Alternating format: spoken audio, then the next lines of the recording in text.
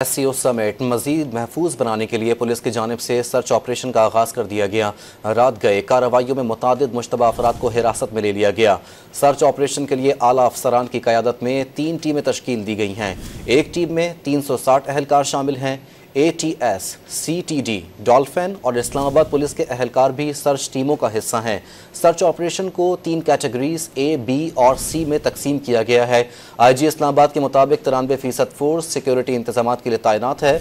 Islamabad police के 9000 से ज़ायद अफसरान और जवान फ़राइज़ सर अंजाम दे रहे हैं। SCO समेत मजीद महफूज बनाने के लिए पुलिस की जानिब से सर्च ऑपरेशन का आगाज़ कर दिया गया। रात गए कार्रवाइयों में मुतादिद मुश्तबा अफराद को हिरासत में ले लिया गया। सर्च ऑपरेशन के लिए आला अफसरान की क़यादत में 3 टीमें तश्कील दी गई हैं।